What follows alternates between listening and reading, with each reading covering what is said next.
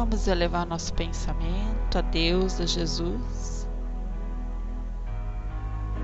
Vamos convidar nossos amigos da espiritualidade, junto com o nosso mentor da Sala Bezerra de Menezes, com a sua equipe, que aqui se encontra nessa tarde, nos recepcionando, nos amparando, nos dando tudo aquilo que necessitamos para alimentar nosso espírito e o nosso corpo físico. Pedimos a Ti, Senhor, que nesta tarde possamos juntos unir nossos pensamentos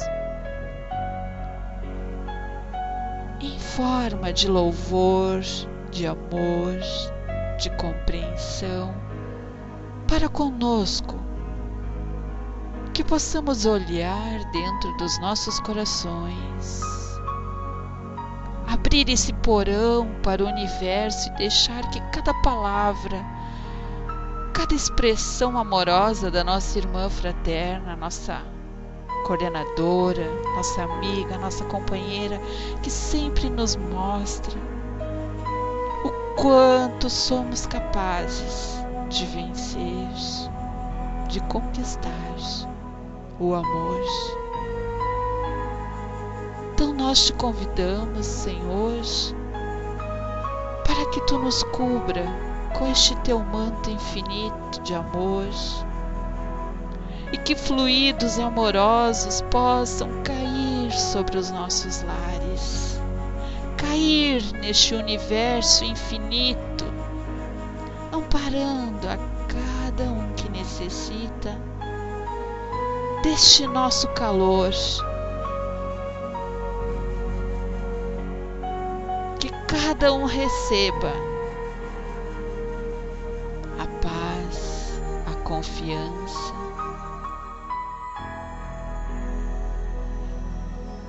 e que possamos neste momento nos sentirmos plenos no que vamos hoje aqui compartilhar com cada um que adentrar em nossa sala, seja ele branco, preto, rico, pobre, não importa, Senhor.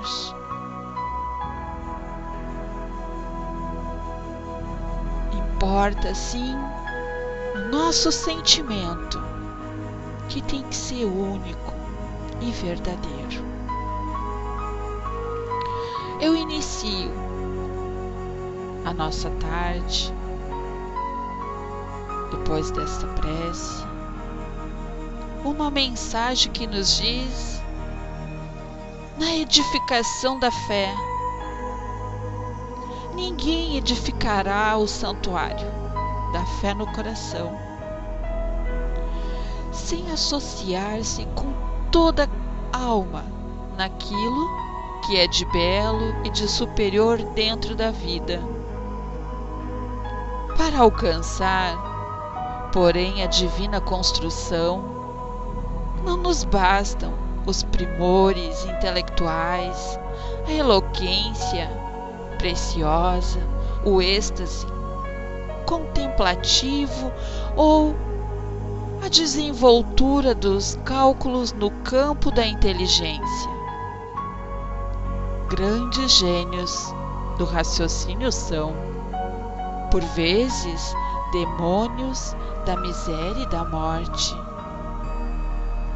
Admiráveis doutrinadores, em muitas ocasiões são vitrines de palavras brilhantes e vazias. Muitos adoradores da divindade frequentemente mergulham-se na preguiça a pretexto de cultuar a glória celeste.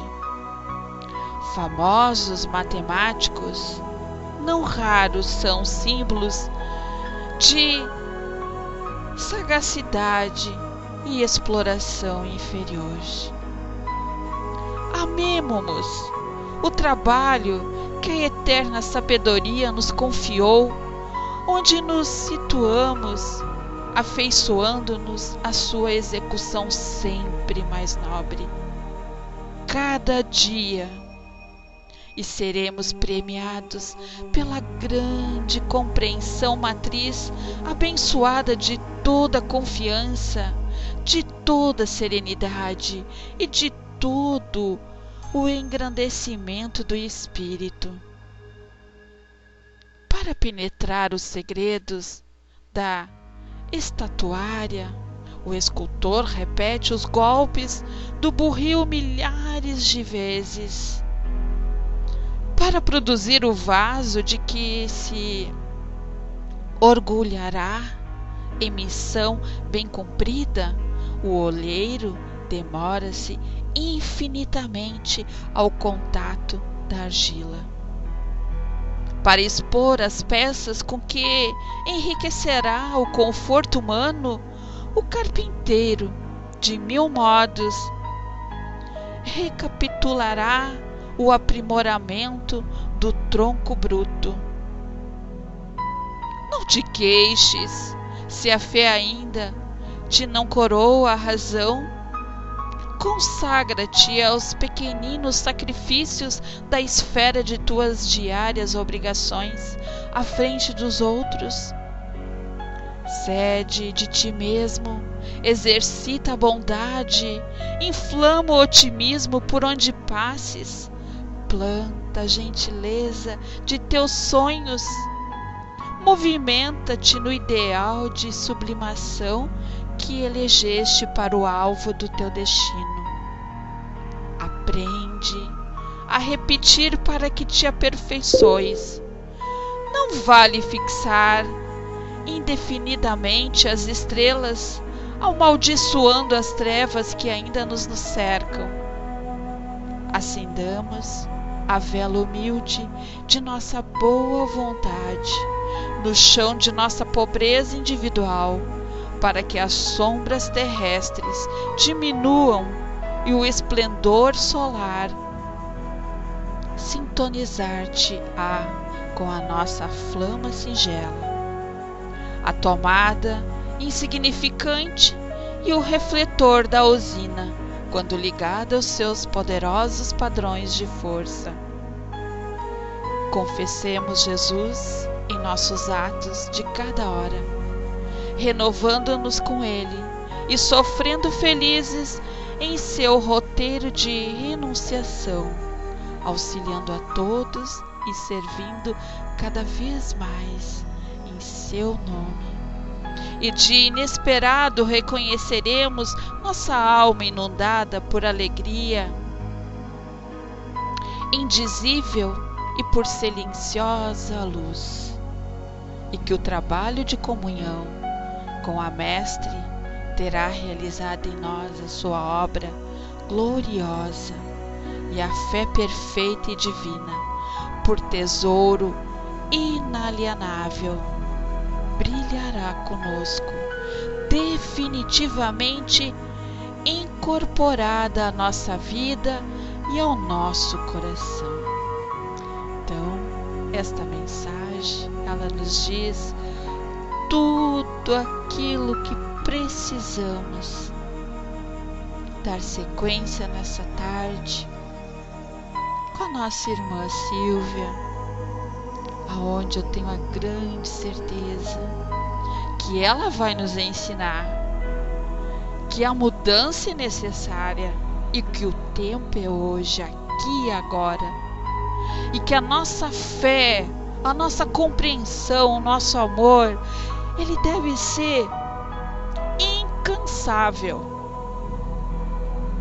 E eu acredito que os nossos amigos da espiritualidade sempre vão estar dispostos para estar aqui do nosso lado, segurando na nossa mão, tocando no nosso coração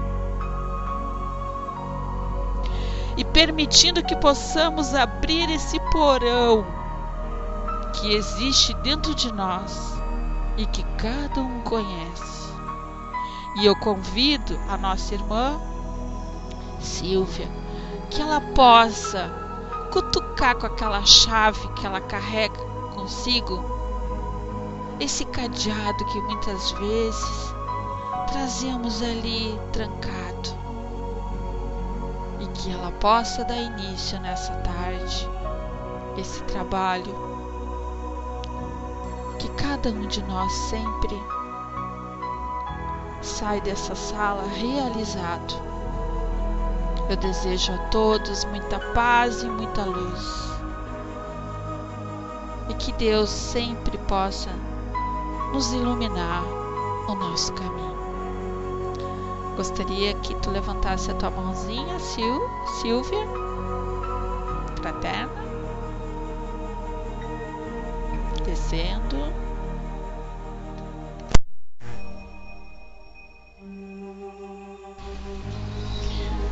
Minha gente, depois disso tudo que ela falou aí, eu não sei o que eu posso dizer, porque realmente ela fala bonito, né? E daí, eu só vou catucar, né? Como sempre eu faço. Marcinho estava com saudade de você, rapaz. Não sei onde é que você se meteu. Estava viajando? Foi ver o jogo de perto? Está muito sumido. Mas, na verdade, é o que eu faço aqui. Doente, fofo. O que você tinha? Deus. Fica doente não, Marcinho. Depois você conta isso para nós, tá? Quero saber. Bom, de qualquer maneira, depois eu digo. Tá. Ok, querido. Então, eu vou tentar ajudar mais uma vez a todos que aqui estão a praticar a autoanálise, que é a coisa bem difícil de se fazer. É se olhar no espelho, é ver quem realmente a gente é e o que nós temos para modificar em nós. Porque afinal de contas, essa foi uma das coisas que nós viemos fazer e que eu considero como a principal. É modificar nossos defeitos. Porque se eu não tivesse defeitos, eu não reencarnaria. Então eu tive a chance, o prêmio de reencarnar, para que eu pudesse, através, das situações que vão aparecendo, e principalmente uma delas é me analisar, e não analisando os outros, saber o que eu tenho para consertar em mim. Porque assim, quem sabe, eu vou para a regeneração na próxima, porque do jeito que o mundo está, eu quero ir. Mas eu tenho que fazer força, né? Eu tenho que saber quem eu sou e o que eu tenho de errado.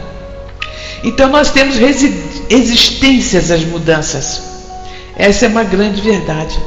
Nós resistimos a mudar. Ao homem foi dada a capacidade de sentir. E diferente dos outros animais, foi-lhe dado o pensar, que é o raciocínio e o discernimento, a fim de integrar o sentir e o ser, através da inteligência do Pai, do qual é herdeiro. Assim, com essa capacidade, ele pode destruir e criar, e logo é co-criador, junto ao Pai, que é Deus. Portanto, não faça nada, somente seja o que você sempre foi. É e será no eterno, agora da eternidade cósmica. O verdadeiro homem não almeja nada, pois sabe que é e tem tudo. Assim, simplesmente flui na eternidade de simplesmente ser. Creia que sua utilidade real não está no pensar, e sim no sentir, porque o sentir é o único meio de perceber se o que você faz ou pensa é bom ou não. E sua única e divina responsabilidade na vida é fazer o bem. Portanto, não pensa muito, sinta. Não é isso? Nada no universo está parado, minha gente, e muito menos em nosso corpo. Presta atenção. Respiramos o tempo todo.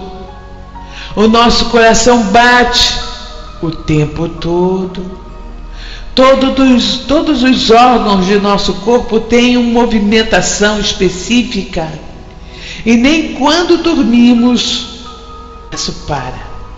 Ora, se é assim com relação a tudo, temos que compreender uma das leis metafísicas mais importantes que diz respeito ao seguinte: o que é acima é abaixo, como é no macrocosmo, é no microcosmo. Podemos dizer que se esta é a lei que move o universo, então ela é válida para o nosso corpo e é também válida para as nossas atitudes, ou seja, o campo mais sutil de nossa vida, o campo emocional. Temos por vezes a impressão de que a lei ou o funcionamento emocional é diferente do físico. Na realidade não é assim. Temos consciência de que o tempo passa. E como passa?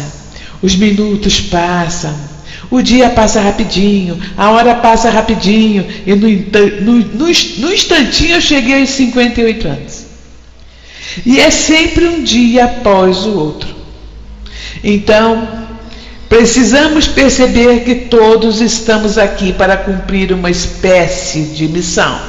Cada uma pessoa aqui tem uma missão. Isso é o que chamo de propósito de vida. Nossa alma sabe qual é o nosso propósito. A vida nos empurra para o nosso processo evolutivo e nos cobra o que já sabemos, bem como o que temos que aprender, mediante nosso propósito de vida. Veja bem, pare e pense, raciocina. Preste atenção, entra dentro de você. Vamos lá. O que em sua vida agora está parado? Vamos lá. Quero dar um tempo para vocês pensarem. O que em sua vida agora está parado? O que você acha que está ganhando com isso? A ilusão de estagnação faz com que você sinta que nada caminha ou que só caminhará à medida que você decidir sobre o caminho. Com isso, o resultado só pode ser aquela sensação de estagnação, de que nada muda, está tudo parado. Porém, nada mudará mesmo se você não refletir em quais as vantagens de manter esse estado de coisas.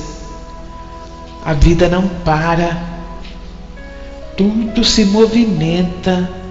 Logo, você é que para dentro de si mesmo, em seu processo de não fluir conscientemente com as suas mudanças. E até quando vai isso, gente?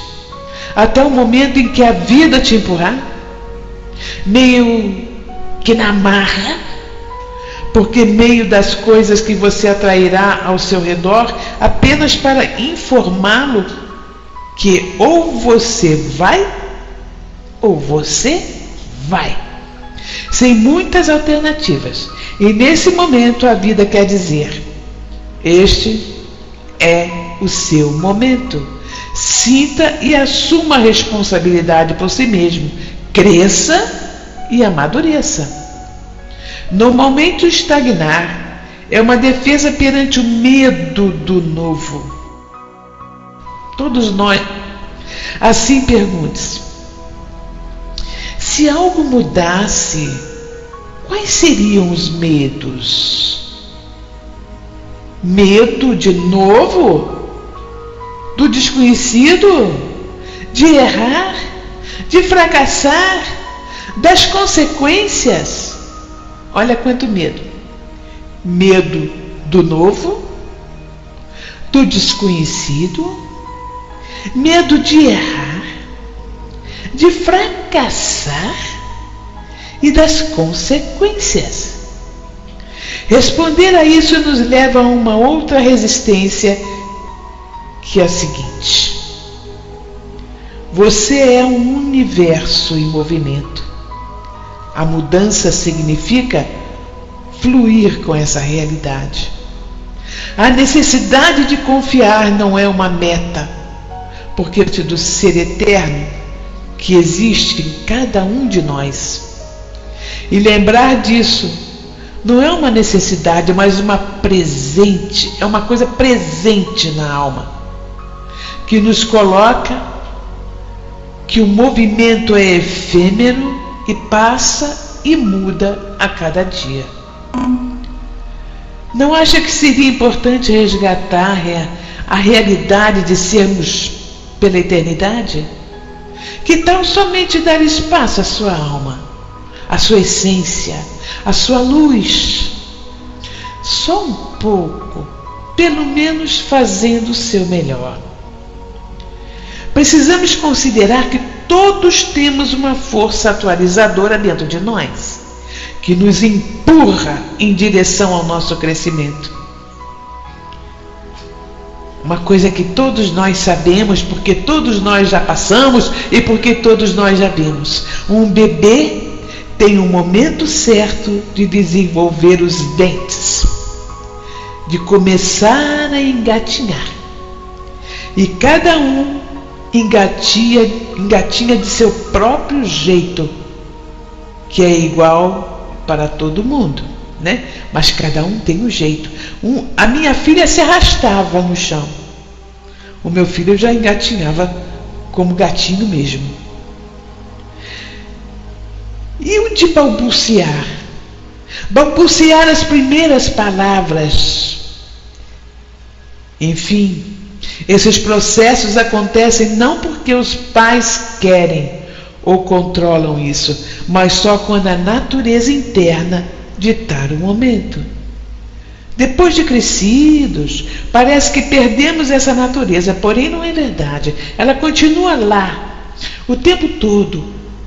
E é esta que é a nossa essência ou natureza, que nos impõe processos de mudanças quando acha que chegou a nossa hora de mudar, como o bebê que está se desenvolvendo. Parece que depois que crescemos paramos de nos desenvolver, não é não? Dedo engano, que ilusão a nossa. Esse pensamento é muito racional, sem levar em conta o resto de nossa natureza. Exemplificando, imagine um bolo. Um bolo, essa coisa gostosa que todo mundo gosta. O racional é uma pequena fatiazinha desse bolo.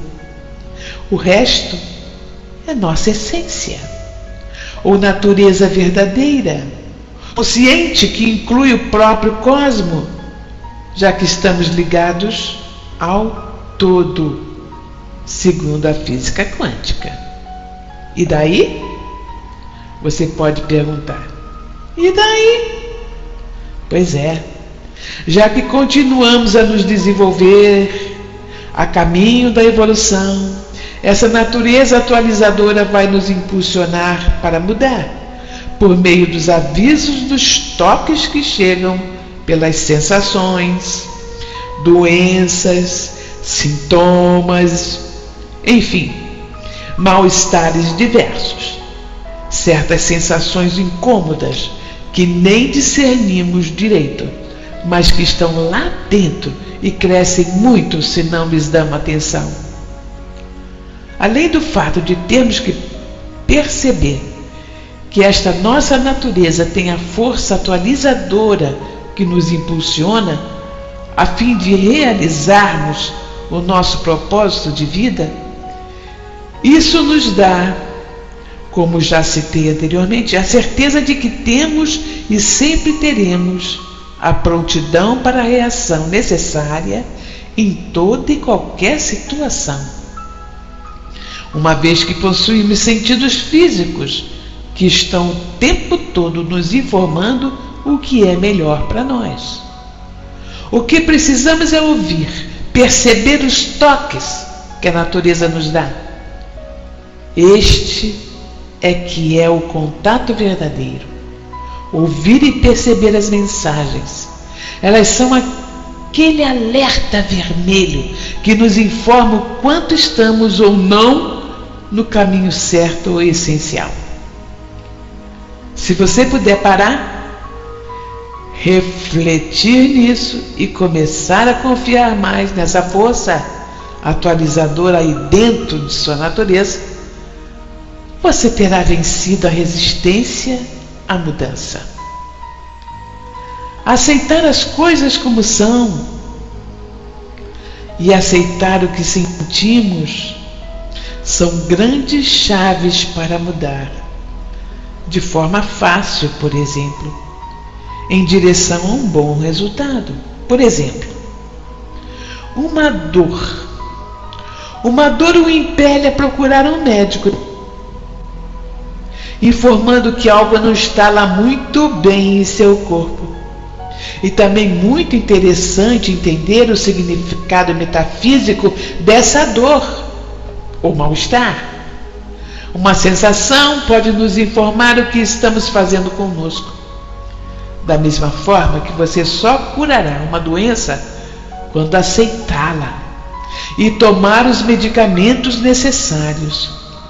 Uma maneira interessante de trabalhar as nossas emoções é também sempre aceitar o que estamos sentindo. A negação só faz aumentar e piorar as emoções, mesmo porque, se elas estão ali, é porque tem uma mensagem para nós. A ideia de aceitação do que se sente é muito importante dentro do aspecto que direciona uma ação objetiva e pura. Essa ação significa uma energia de trabalho que satisfaz a necessidade, realiza o objetivo. Se não aceitamos uma realidade, não temos condições de saber o que podemos fazer. Por exemplo,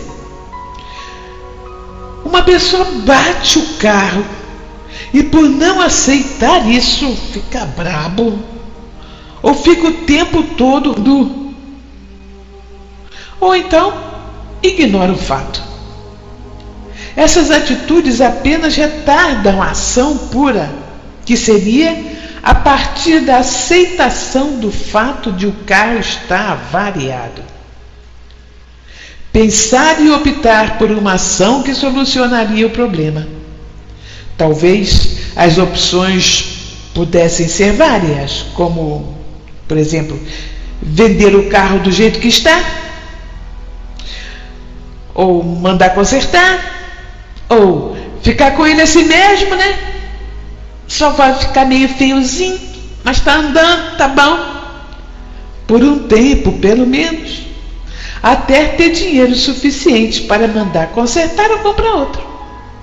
Enfim, o que quero dizer é que só haverá uma solução eficaz quando a aceitação do fato em si, ou seja, a realidade.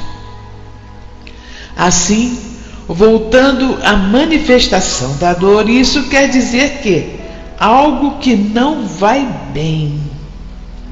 Quando algo não vai bem, nós sentimos dor, nós sentimos mal-estar.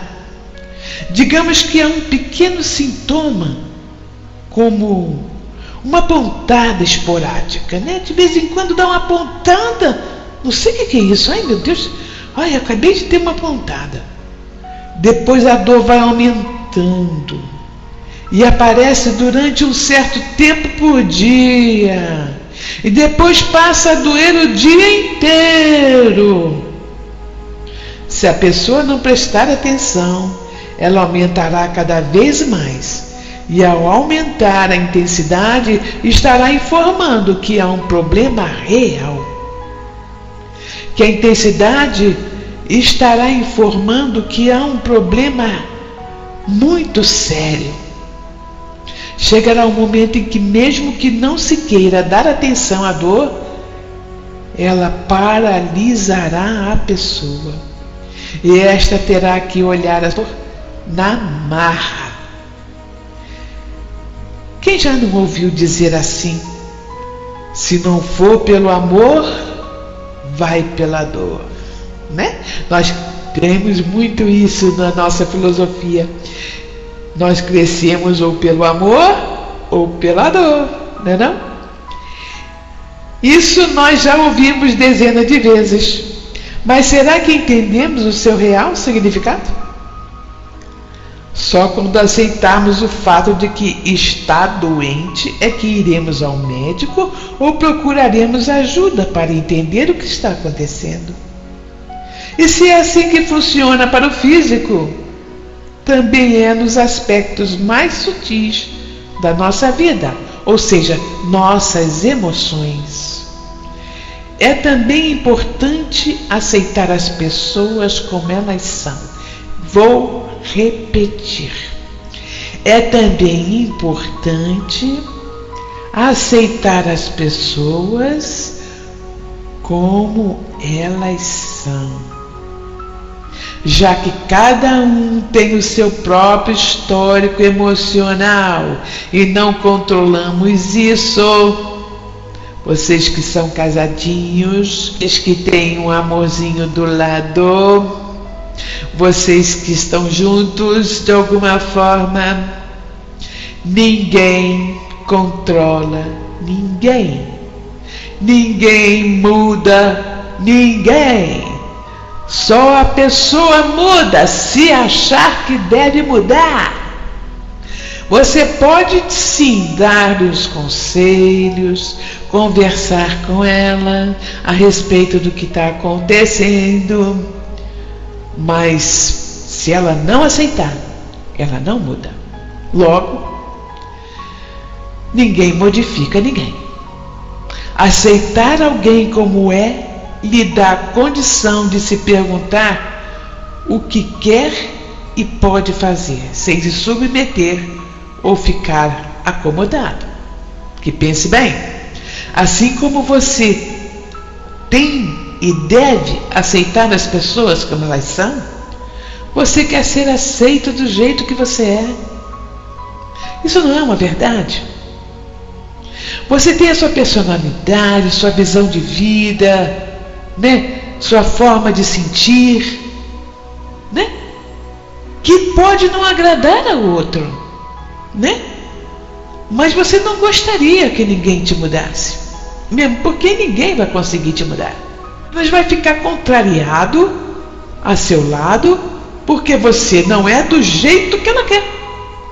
E assim são esses casamentos que se desfazem, porque um obriga o outro a pensar e agir como ele acha que está certo.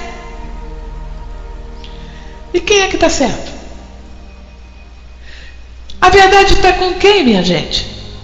Está de que lado? Cada um tem a sua verdade. Cada um tem a sua realidade. Cada um tem a sua maneira de ver as coisas. Por incrível que pareça. Mas é assim. É uma coisa só que está ali na sua frente. Mas o seu marido vê de um jeito e a esposa vê do outro. A sua irmã vê de um jeito e você vê de outro, né? Sua filha vê de um jeito e você vê de outro. Eu aqui, que tenho meu filho que ainda mora comigo aqui, porque ele tem um apartamento, mas prefere morar comigo, né? Ele tem uma forma de ser dele completamente diferente da minha. Se você for olhar de fora aí, vai dizer, mas você é perfeccionista, porque eu gosto da coisa assim, colocada daquele jeito, no mesmo lugar. né? Como já disse uma amiga minha, sua casa parece uma fotografia, nada sai do lugar. Mudando de casa, é isso mesmo, Márcio, é isso que acontece, meu coração. Então, como eu não quero que isso aconteça com meu filho, eu aceito ele como ele é, porque ele faz tudo diferente de mim, as coisas ficam tudo de perna pro ar, é um problema sério, é camisa no chão, é sapato tornado, é sapato de impressionar. Mas de qualquer maneira, é o jeito dele fazer o quê? Né? Aceitá-lo como ele é. Porque quem é que está certo aqui? Eu ou ele? Né? A verdade mesmo, verdadeira, nós não conhecemos, né? A gente vive do jeito que acha que está certo. Então, respeitando um ao outro, a coisa fica bem mais fácil. Uma pessoa pode ter uma vida bastante boa, com dinheiro, uma família integrada, um bom emprego, e lá no fundo sentir uma ponta de tristeza, angústia ou insatisfação.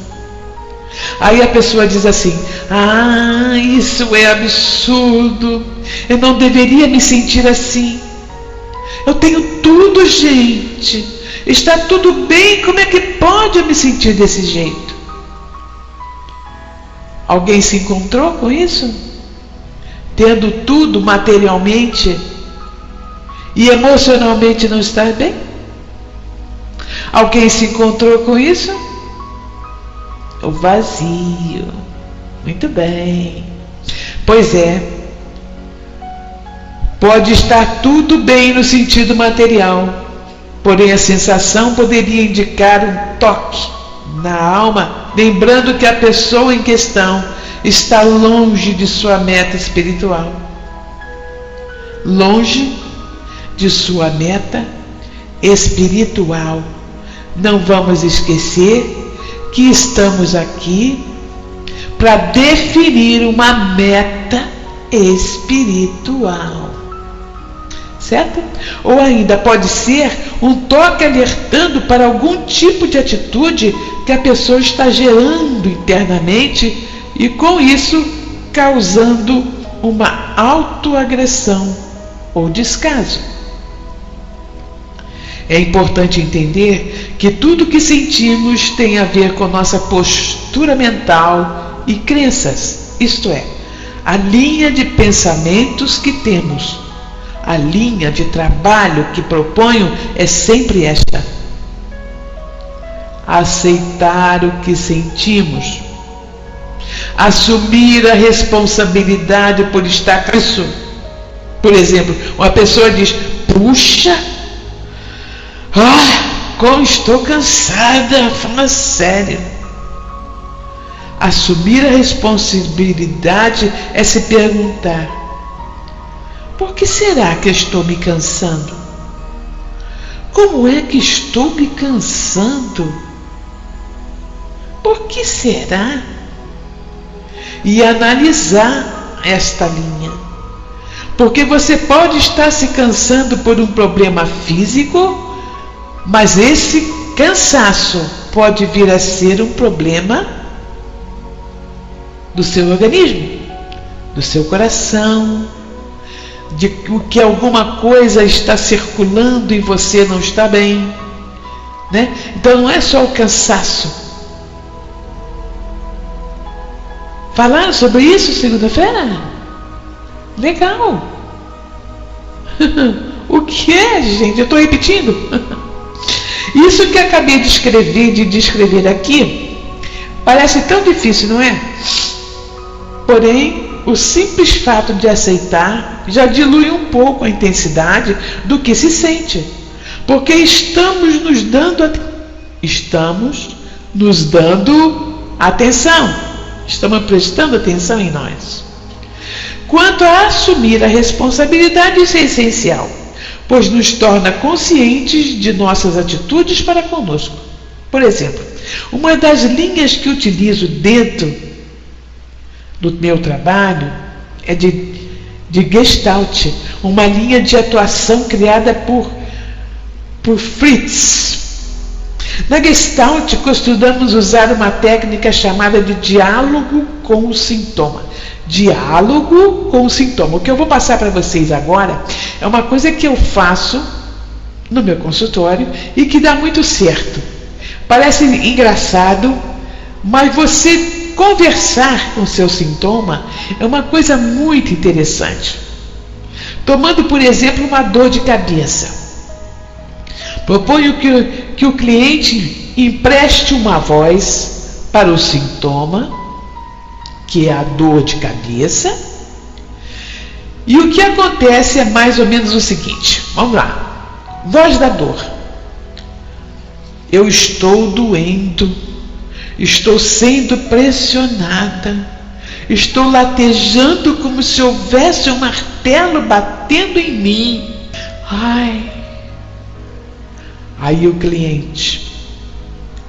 Fulano, dá para você assumir responsabilidade de estar fazendo isso consigo mesmo?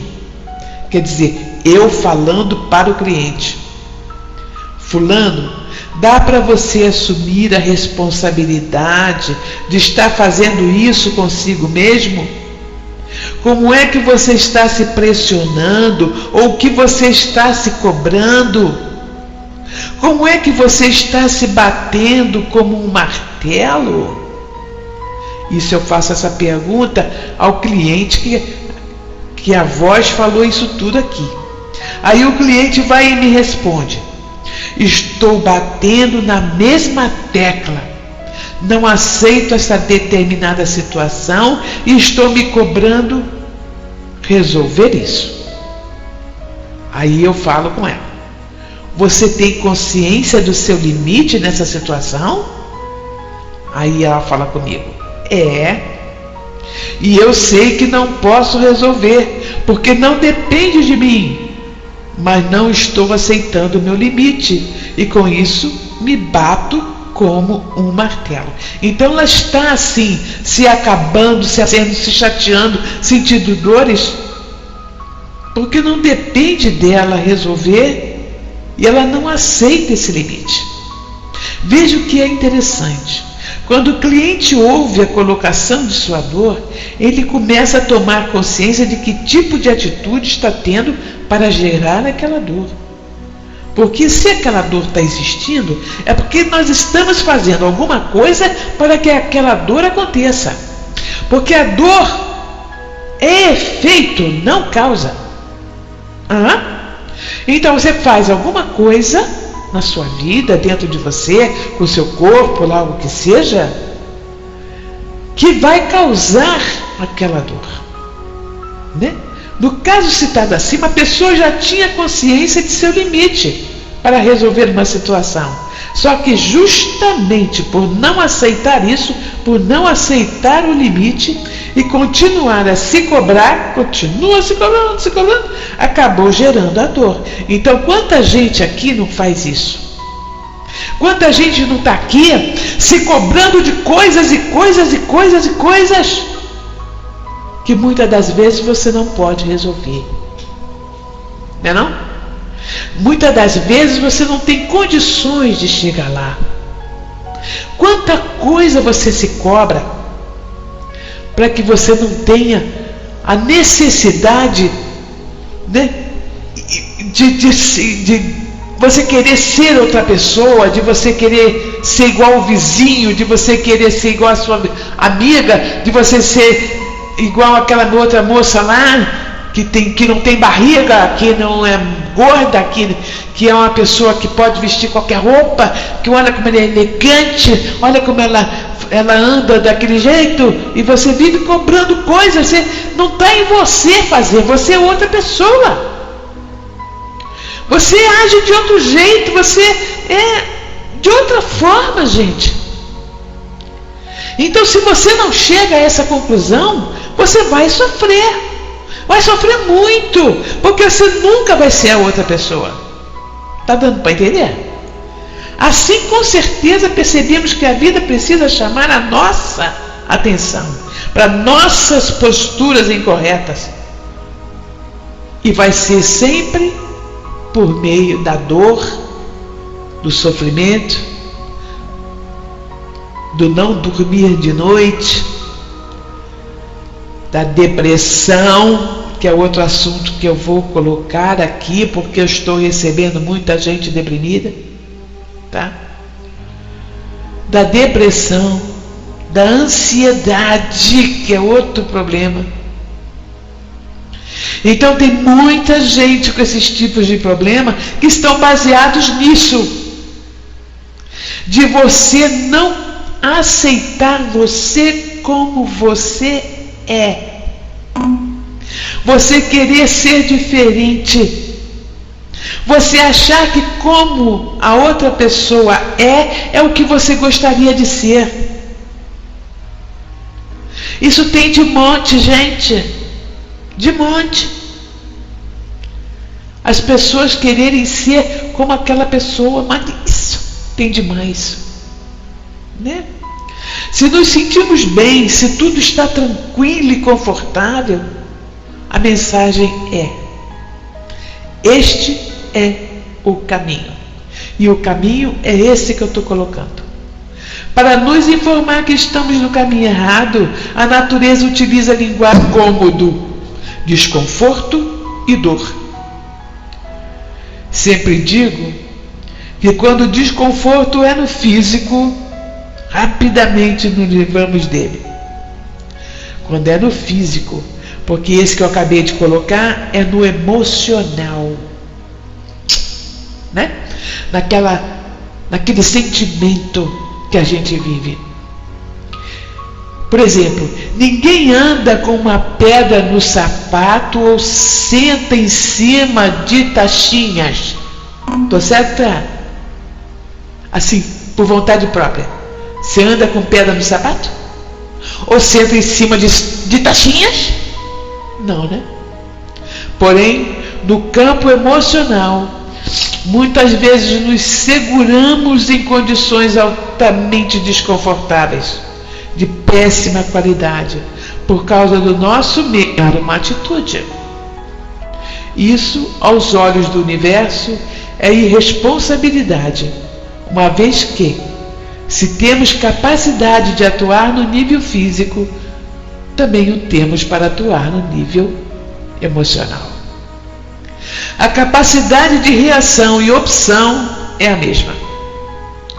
Na realidade, atrapalhamos a nossa real capacidade por conta de nossas encrencas emocionais, padrões de crenças, medos, tudo para preservar algo que não está bom, mas que na maioria das vezes é habituado, logo, seguro.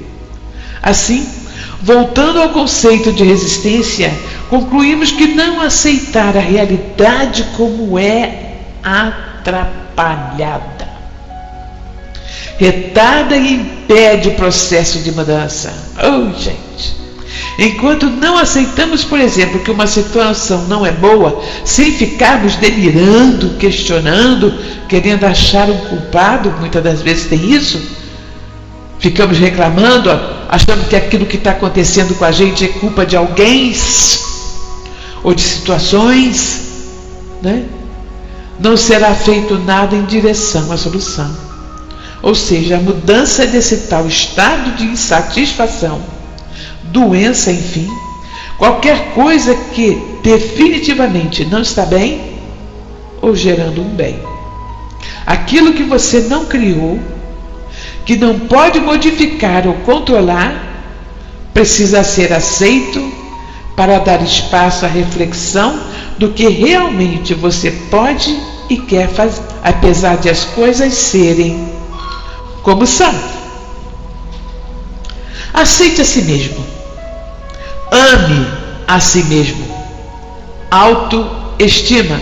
Autoestima, autoestima, autoestima. Eu bato nisso a minha vida toda. Porque o que eu tenho de assuntos que vem à minha mão, de situações que a pessoa traz, se arrebentando toda, é pura falta de autoestima. Eu quero sempre repetir isso, porque quando a pessoa se ama, eu digo uma frase que é uma frase antiga, que era quando a pessoa se ama, o que vem de baixo não atinge. Isso é uma coisa antiga, isso é uma frase antiga, viu, gente? Não é que as pessoas estejam abaixo, mas é o que vem de fora não nos atinge, porque nós não nos importamos com o que dizem, porque nós damos o direito das pessoas acharem o que quiserem de nós, gente. Isso é importante de verdade. Às vezes eu posso pensar que a Rô é uma pessoa que, poxa, a Rô fala, rapaz, e chora, sabe? Eu pergunto, e eu conheço, cara? Não, isso está me afetando alguma coisa? Só porque eu fico para baixo, porque eu choro junto com ela? Eu choro junto com ela porque eu sinto vontade de fazer isso. Ela não tem culpa disso. Ela é assim. Ela é uma pessoa que fala desse jeito, toda bonitinho, né? Já eu sou aquela curta e grossa, né? Mas veja bem, então quando as outras pessoas agem de uma forma e a gente se deixa afetar por isso, isso daí não está me afetando. Não é porque eu estou chorando que está me afetando. Eu estou acompanhando o que ela está colocando. Então, se a gente vir a situação por esse prisma, a gente consegue realmente viver sem ficar chateado, sem ficar pau da vida com tudo que acontece. Um aspecto muito importante que precisamos entender é que o fato de tudo que sentimos tem a ver com o que pensamos. O que sentimos é consequência. Então, do jeito que pensamos, o que sentimos é consequência. A razão está na linha de pensamento que adotamos. Por isso que eu falo tanto da autoestima. O que sentimos é o resultado de um processo de determinada linha de pensamento. E as conclusões fatais a que chegamos. Esta é uma lei. Todos os sintomas são resultados do que pensamos. As razões são as crenças. A linha de pensamento que mantemos em nossa mente e a base emocional, que eu chamo de crença fatal, que está por trás de todo o processo. Vou explicar a vocês com um exemplo. Às vezes, parece que alguém fica muito deprimido com um fato qualquer, não é não? Até bem corriqueiro às vezes, até besteira até. Para uns é besteira, para outros não, né? Para o qual outra pessoa não daria a mínima atenção, mas que para esse alguém se torna pesado. Vê se vocês já passaram por isso. Né? Às vezes a situação acontece que para uns e para outros é só isso? Tá bonito porque meu céu, fala sério, nossa senhora, né? Então, numa sessão com uma cliente minha que chegou muito irritada e depressiva, porque o depressivo está entrando em consultório de psicólogo, que eu vou te contar, porque havia ido mal numa determinada prova na faculdade, justamente por não ter tido tempo de estudar. Então, ela foi mal numa prova da faculdade porque não teve tempo de estudar. Isso é um fato comum, né não? Eu pelo menos pensei assim. E procurei investigar o acontecido mais profundamente. Aí eu pedi para me descrever o que começou a pensar quando soube do resultado da prova. Quando soube do resultado da prova, que foi um 2, o que você pensou? Aí ela contou o seguinte: no momento que soube de minha nota, Fiquei muito pau da vida comigo e disse para mim mesmo: tá vendo? Você deveria ter estudado, sua besta. Foi assim mesmo que ela falou, por isso que estou repetindo. Você sabia que não tinha estudado o suficiente? Prometeu que ia estudar e acabou dormindo. Viu, sua preguiçosa? Quer dizer, acabou com ela. Aí eu disse para ela: ok. Continue com o seu diálogo interno. O que mais você pensou?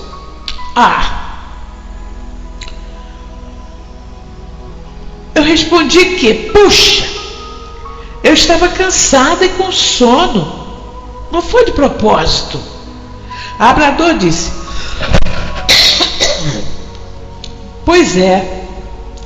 Isso é preguiça, vagabundice. Se continuar assim, você não vai dar certo na vida e será um nada. Exatamente como o pai falava. Vai dar certo na vida, não vai dar, e vai ser um nada. Exatamente como o pai falava. Essa foi demais. Aí eu pedi para minha consulente parasse e procurasse sentir o que essa fala lhe causou internamente e qual a sua sensação. Ela virou-se para mim e disse: irritação. Sinto-me deprimida, com medo do futuro. Parece que nunca vou dar certo, que nunca serei alguém. Aí perguntei para ela: você ficará irritado e deprimida se o lado cobrador das pessoas não tivesse ido tão fundo e ela ficasse com o fato de que tirou nota baixa porque não estudou? Isso é um fato. Ela respondeu que não ficaria tão deprimida, que conseguiria aceitar porque era verdade, já que estava realmente cansada.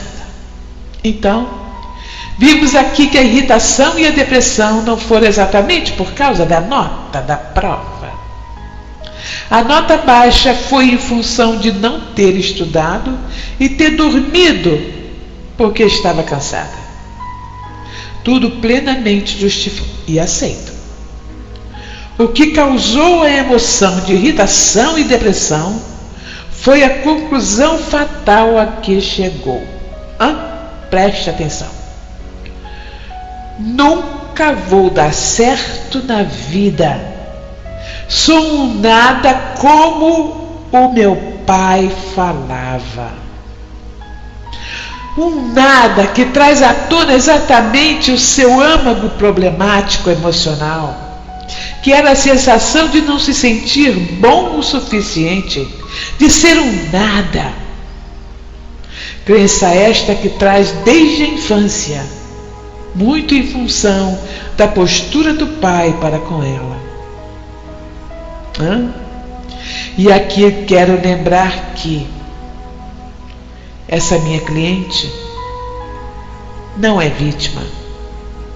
O fato de ter tido um pai assim faz parte de seu propósito de vida, ou seja, a necessidade de trabalhar e melhorar sua autoestima e seu valor pessoal. Porque a autoestima e o seu valor pessoal, ele não vai permitir que você se abata, porque seu pai passou a vida inteira dizendo que eu sou um nada. Você vai revidar. Se você se amar, você vai revidar. Você vai trabalhar sempre contra aquela situação. E aquela situação vai virar zero. Porque é o que você quer. Porque você se ama. Certo? Bem, poderíamos continuar analisando muita coisa aqui, até a preguiça da pobre da minha querida. Tudo isso tem um propósito. Como ela acreditou que era um nada, desenvolveu um lado cobrador muito forte. O pai introjetado. que lhe cobra que não erre, que se esforce, tudo para evitar a sensação desagradável de ser um nada, caso não faça o que o lado cobrador impõe. Só que no processo de cobrança, há uma rebeldia natural na mesma proporção que a cobrança. Só é oposta, ou seja, quanto maior a cobrança, maior a preguiça, ou quaisquer outras desculpas ou adiamentos. Então, entenda que, quando o seu humor muda do nada, não é bem verdade que é do nada. Analise sua linha de pensamento. A que conclusões você chegou? Se analisar sua linha de pensamento, é uma coisa que eu quero que vocês, depois que sair daqui, analisar a sua linha de pensamento. Como vocês pensam, como vocês sentem. Não esquece que eu bato muito na autoestima. Então a linha de pensamento de alguém que se ama é diferente daquele que é mole, devagar quase parando, que deixa todo mundo, que fica sempre esperando o que os outros vão dizer. Essa tão corriqueira, tanto em novela quanto na vida normal. O que será que vão falar de mim? Eu não posso fazer assim. O que será que vão dizer se eu sair com essa roupa? O que será que vão dizer se eu, em vez de ser professor, for o que? Engenheiro? O que será que vão dizer? Afinal de contas, o professor não ganha nada, engenheiro ganha mais. O que será que vão dizer? Olha, se você passar o tempo preso ao que será que vão dizer, meu coração, você não vai chegar a um lugar positivo. Uma vez que o que você sente tem a ver com o que pensa e com as conclusões a que chega a seu próprio respeito. Vemos o quanto é importante entendermos o nosso âmago emocional, aquelas crenças e decretos que algum dia introjetamos com formas totalmente errôneas a respeito de nossas verdades essenciais. Precisamos entender esse âmago, porque só assim não cairemos nas armadilhas dos nossos diálogos mentais. Criamos ilusões fatais a nosso respeito que nos tiram a motivação e nos deprimem. Eu espero que isso que eu tenha falado com vocês hoje, não deixem de ouvir a gravação de hoje, porque às vezes muita coisa que eu digo, isso pode ficar assim muito acumulado. Então, se vocês ouvirem a gravação, vocês talvez possam ter maiores oportunidades de se autoanalisar. Viu? É o que eu espero de vocês todos, porque eu não posso fazer aqui, uma autoanálise com vocês todos, não é isso? Eu não posso fazer isso. Então, vamos que vamos, né? E vamos ouvir e vamos ver o que a gente pode mudar em nós. Ainda temos muito tempo, porque aqui tem 58 anos, sou eu. O resto é tudo abaixo. Então ainda tem muito tempo. Um beijinho para vocês e muita paz, corações.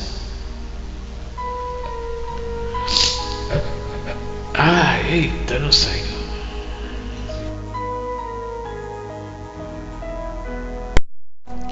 Obrigada, Silvia. Eu acho tão estranho chamar ela de Silvia, né? É fraterna. Obrigada por este trabalho que eu sou suspeita a falar, né? Porque eu amo esse trabalho de autoajuda, onde a gente possa buscar sempre o nosso próprio melhoramento. E acho que foi hoje de manhã, eu estava aqui preparando algumas coisas lá para a Casa Espírita. É um trabalho que amanhã eu vou fazer fora da cidade, uma casa. E eu recebi no YouTube um vídeo maravilhoso. E eu lembrei, assim, quando eu vejo alguma coisa que combina com a Fraterna, eu já lembro da Fraterna, assim, pro trabalho dela, né? E eu gostaria de compartilhar com vocês. Ele não tem como colocar na sala porque ele é um vídeo que não tem como pegar o link, né? Então eu vou colocar o áudio. Mas eu acho que tem tudo a ver com o que ela nos passou aqui, a Fraterna. É tempo de mudanças, né? Muitas vezes a gente faz aquela comparação com alguém. Eu me lembro que quando eu comecei na doutrina espírita, eu cheguei assim, eu ficava encantada de ouvir aquela palestrante e dizia: ai meu Deus, será que um dia, né, eu vou falar assim como ela? Será que eu vou ter esse alcance? Será que eu vou conseguir ter essa facilidade? E eu sempre sonhava em ser palestrante. Nossa, eu me via palestrando. E eu fiz um curso na federação de 1 ano. Foi um dos melhores cursos que eu fiz.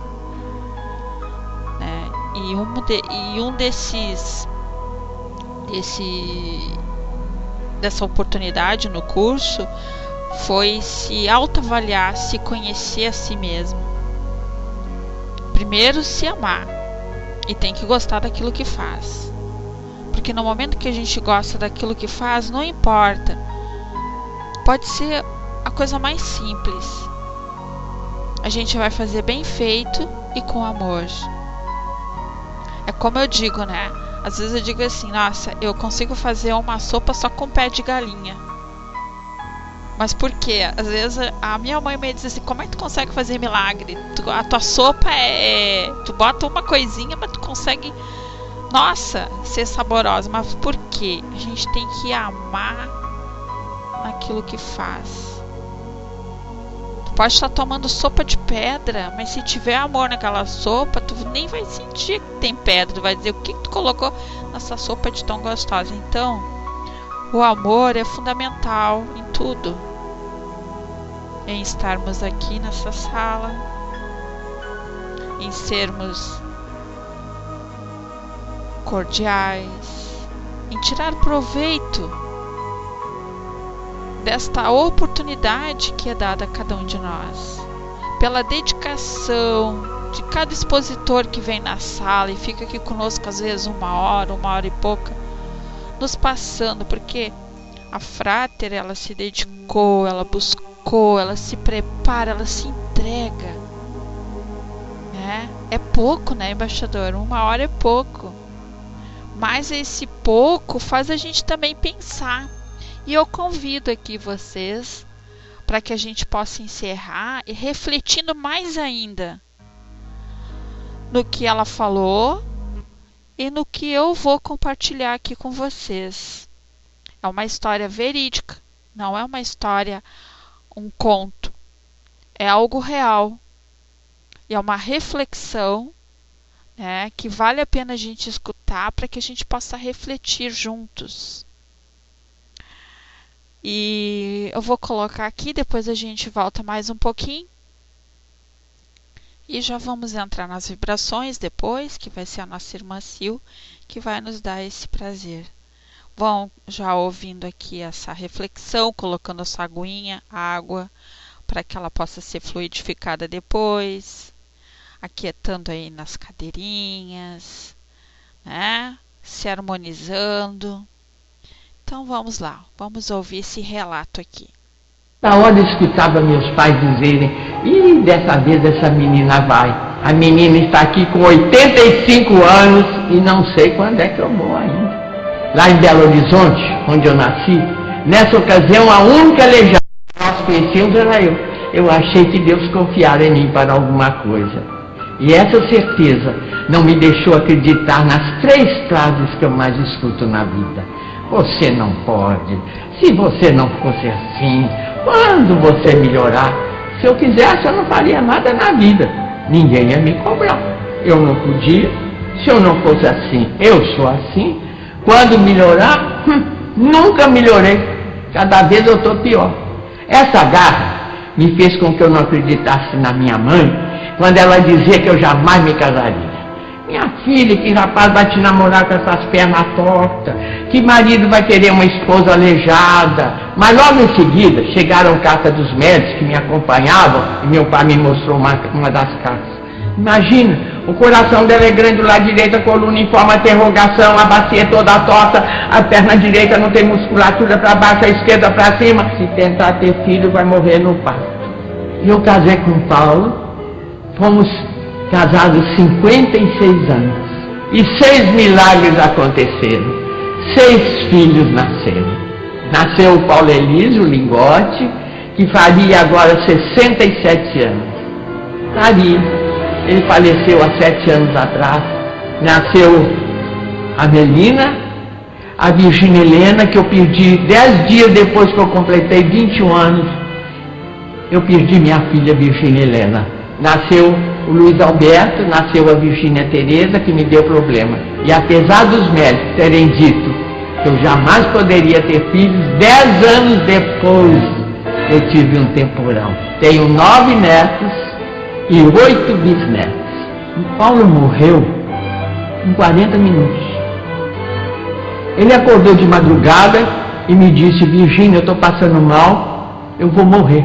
Um homem, gente, que eu conheci aos 16 anos, que me fez mulher, mãe, avó, bisavó, que eu sentia inteira ao lado dele, que vivemos uma cumplicidade, como eu já disse, 56 anos, e ele foi embora assim. Nunca perdi um minuto.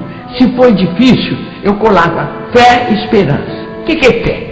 Fé é acreditar na sua força, no seu Deus dentro de si, nas suas possibilidades. E esperança é o impulso que nós temos de prosseguir, mesmo que a vida esteja difícil, não paralisar. Muitas pessoas pensam que são os fatos que nos atingem, são as circunstâncias da vida que nos atingem, os planos de Deus que nos atingem, mas na verdade eu sempre achei que o que nos atinge é a forma de enfrentar as circunstâncias da vida. A maior lição da minha vida foi que eu descobri que eu mesma é que criaria obstáculos para mim mesmo, porque eu é que construo minha própria vida. Nada é maior do que nós. Eu não choro pelas tristezas, eu choro pela emoção. Um balé, uma orquestra, um grande teatro me emociona muito. A emoção me faz chorar, a tristeza me faz crescer.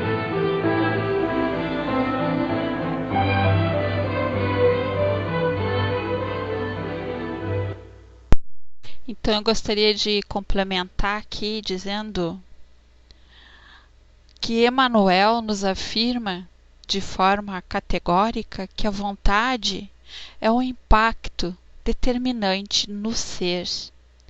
Assim também o espírito de Sheila nos diz que a nossa vida tem as cores que damos a ela. E Marcelo Rios nos afirma que somos aquilo que nos determinamos a ser. Enquanto isso, Joana de Ângeles nos diz carinhosamente que somos o somatório de nós mesmos. E a contribuição dos espíritos está aí.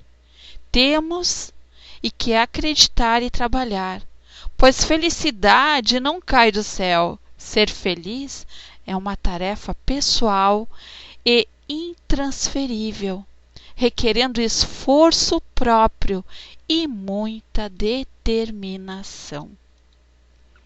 Então, fica a dica para que a gente se esforce um pouquinho mais. Eu quero, eu posso, eu quero mudar, eu vou ser feliz. E eu desejo e agradeço a cada um de vocês por tudo que nos ensina, por tudo que nos oferece para que a gente possa cada dia ser melhor. Então se preparem para que a nossa irmã Sil vai dar início às nossas vibrações.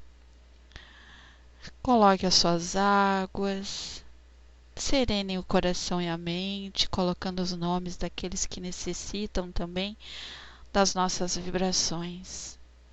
Contigo, Sil, descendo.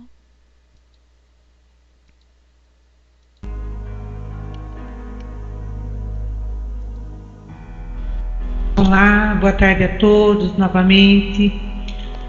Vamos então continuar nesse clima de paz, de amor, de harmonia, aqui envolvido com amigos encarnados e os nossos amigos desencarnados que estão aqui conosco também para estudar. E sendo assim, Pai Eterno, vamos vibrar por todos que precisam. Vibraremos por todo o nosso planeta. Vibraremos por todos que ainda não conhecem o Evangelho de Jesus, esse Evangelho tão maravilhoso. Vibraremos por todos que andam pelas ruas com fome, frio, principalmente nesse tempo de frio, de inverno, muitos sem um cobertor para dormir. Vibraremos por todos os lares onde não tem harmonia, por todos os lares onde os pais sofrem com seus filhos devido às drogas, esse mal que está acabando com esses jovens.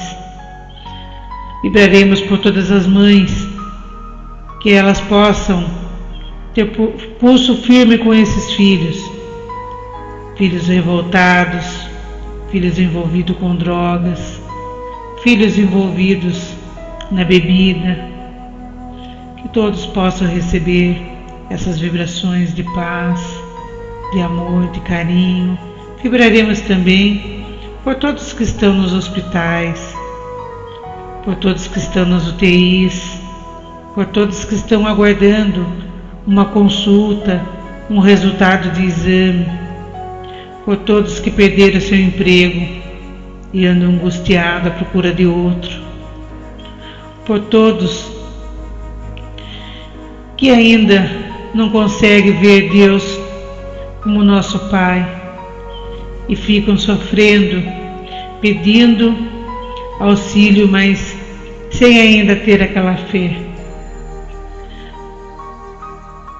Vibremos por todas as crianças que passam maus tratos, estão nas ruas, nos semáforos pedindo esmola, por todas as crianças que são abusadas, por todas as crianças que vão para a escola sem um prato de comida, sem um café.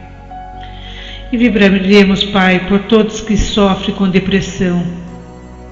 Vibraremos por todos que não têm condição de pagar uma consulta, de chegar até o médico.